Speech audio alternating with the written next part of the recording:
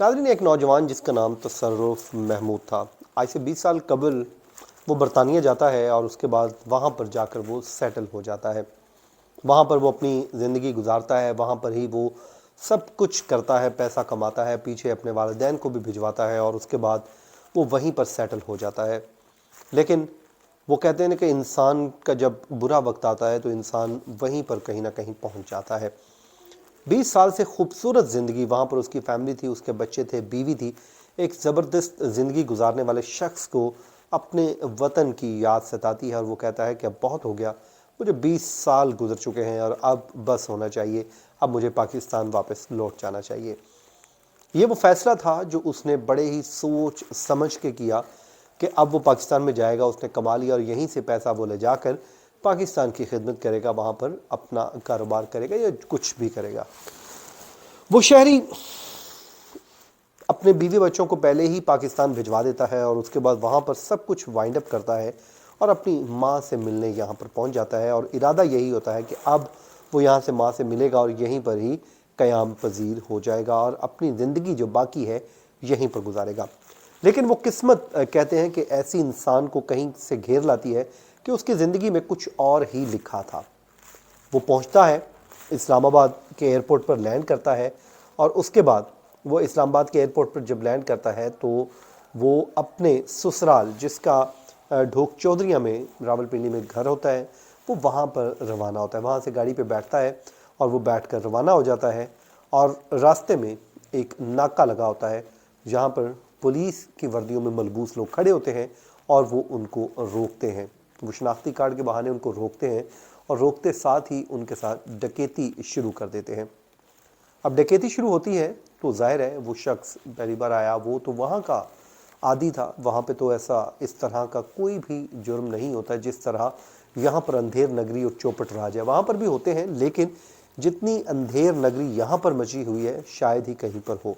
بہرحال جناب، وہ مزاحمت ہوتی ہے اور مزاحمت ہونے کے نتیجے میں گولی چلتی ہے اور یوں تصرف محمود 20 سال بعد اپنے وطن پر قدم رکھنے کے بعد اس دنیا سے رخصت ہو گیا. ماں سے ملنے آیا تھا، ماں سے تو نہیں ملا بلکہ اس دنیا سے ہی چلا گیا، بٹ پیچھے کئی سوالات چھوڑ گیا. اب جو سوالات جو چھوڑ گیا ہے اس پہ بات کرنے سے پہلے ہم بات کر لیتے ہیں پولیس نے اس پہ کیا کارروائی کی. اب پولیس کا دعویٰ یہ ہے کہ جعلی پولیس اہلکار بن کر برطانیہ پر شہری کو لوٹنے والے 4 ڈکیتوں کو پولیس مقابلے میں موت کی نیند سلا دیا گیا ہے. اس میں کہا گیا کہ بین الصوبائی گینگ کے ملزمان نے رات گئے ریس کورس کے علاقہ میں پولیس پارٹی پر فائرنگ کی. فائرنگ کے دوران 4 ڈکیت موقع پر جان کی بازی ہار گئے اور لوٹا گیا مال بھی برآمد کر لیا گیا ہے. اس میں یہ بتایا گیا ہے کہ ان کی شناخت بھی ہو گئی ہے. پولیس نے موٹر سائیکل سوار ڈکیتوں کو روکنے کی کوشش کی تو انہوں نے فائرنگ شروع کر دی. یہ پولیس کا موقف ہے اور ملزمان نے ریس کورس کے علاقے میں برطانیہ سے واپسی پر شہری تصرف محمود کو فائرنگ کر کے مار دیا تھا. یہ پولیس کی جانب سے موقف لیا گیا ہے. اب اس میں جو ہے اسی کی فیملی ہے، میں اس کا انٹرویو سن رہا تھا، اس کی اہلیہ کا.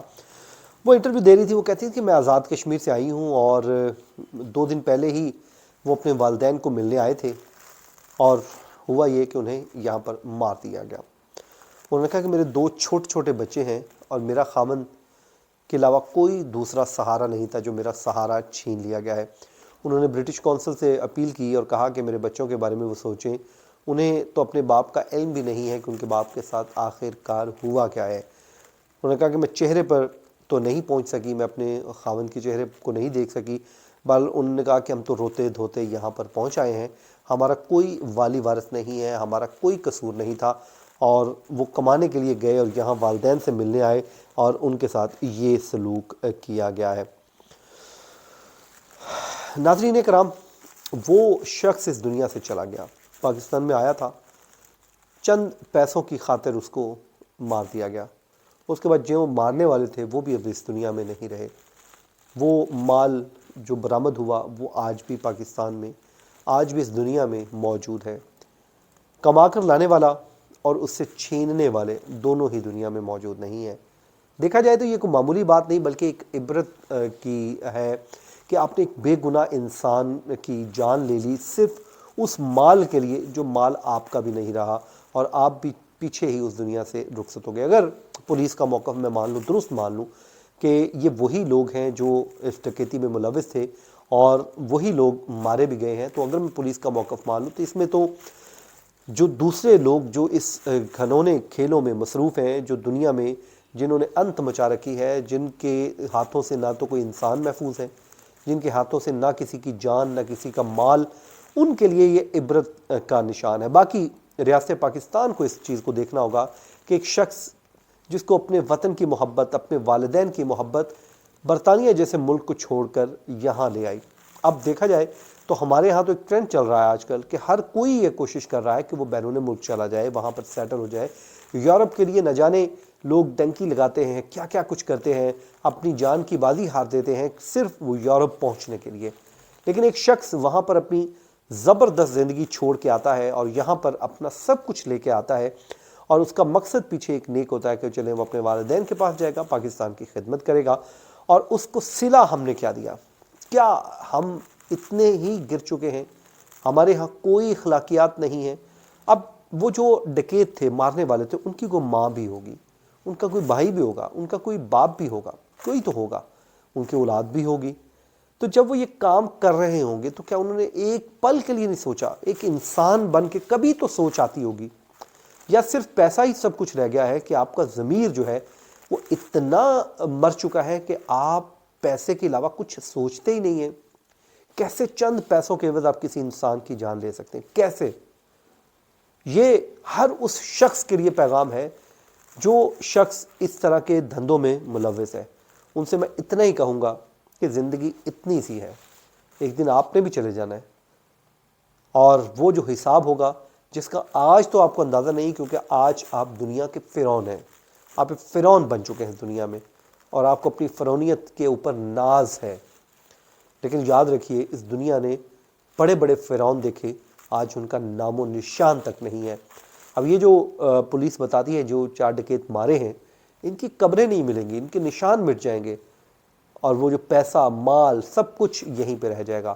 بس میں اتنا ہی ریکویسٹ کروں گا کہ بہتر ہے نیکی کا راستہ اپنائیے، حق حلال کی کمائیے، محنت کیجئے، تھوڑا آئے گا لیکن حق حلال کا آئے گا، اس سے آپ کے ہاتھوں سے کسی کے ساتھ زیادتی نہیں ہوگی، کسی کے اوپر آپ ظلم نہیں کریں گے، آپ اس جہان میں بھی سکھی رہیں گے، اگلا جہان بھی آپ کا بن جائے گا۔ اور اب جو ہے اگر آپ کسی کے ساتھ ظلم کریں گے، زیادتی کریں گے، تو آپ کی یہ دنیا تو خراب ہوگی ہوگی، آخرت بھی آپ اپنی برباد کر بیٹھیں گے، اور چند پیسوں کی عوض اپنی آخرت کو کیا برباد کرنا۔ ناظرین، یہ تھا آج کا ویلاگ، اس دعا کے ساتھ کہ اللہ تعالیٰ اس فیملی کو صبر جمیل عطا فرمائے اور ان کے لیے آسانیاں پیدا فرمائے۔ مجھے دیجیے اجازت، اللہ نے کے بعد۔